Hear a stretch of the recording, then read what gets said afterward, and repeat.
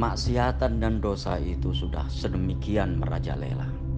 Hampir di setiap tempat terjadi dosa dan kemaksiatan, dan terkhusus terkait dengan keingkaran mereka kepada Allah Subhanahu wa Ta'ala.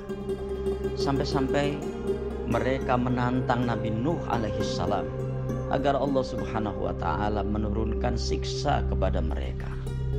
Nabi Nuh pun berdoa kepada Allah, Rabbi la tadar 'alal ardi minal kafirina dayyara. Ya Allah, ya Tuhanku, janganlah engkau sisakan satupun orang kafir ini di muka bumi. Innaka intadarhum yudillu ibadak wala yalidu illa fajiran kafara. Kalau engkau menyisakan mereka, maka mereka akan menyesatkan hamba-hambamu, dan mereka tidak akan menurunkan keturunan kecuali keturunan yang durhaka dan ingkar terhadap ayat-ayatmu. Kemudian Allah Subhanahu wa Ta'ala menurunkan wahyu kepada Nabi Nuh alaihissalam, yang wahyu ini oleh mereka dianggap sebagai sesuatu yang mentertawakan. Bagaimana tidak, di tengah-tengah musim kemarau, Nabi Nuh alaihissalam diperintahkan oleh Allah Subhanahu wa Ta'ala untuk membuat perahu.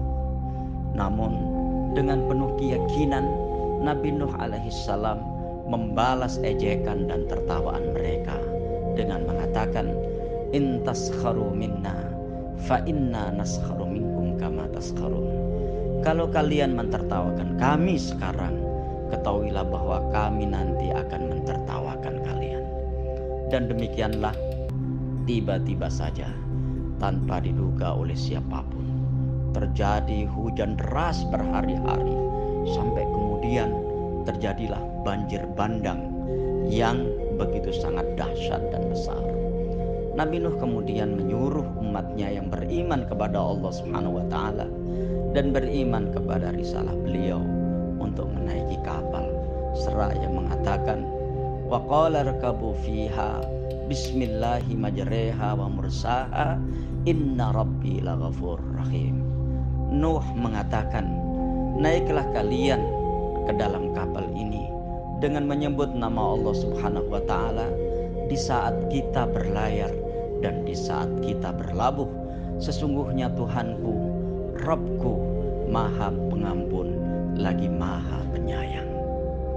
Memang ini sebuah fakta yang tidak bisa kita ingkari, bahwa terkadang gagasan-gagasan untuk sebuah solusi atas persoalan-persoalan besar itu memang seringkali mentertawakan dan menjadi bahan ejekan.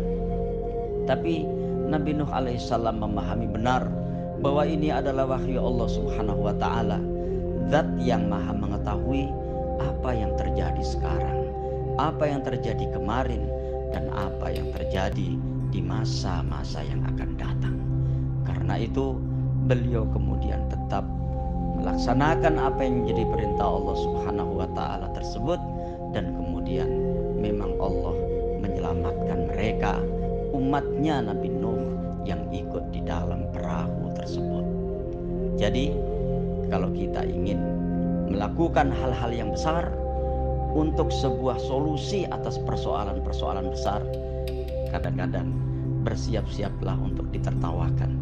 Namun ketika mereka mentertawakan kita, sesungguhnya pada saat yang bersamaan Allah Subhanahu wa Ta'ala sudah menyiapkan apa nanti yang mesti akan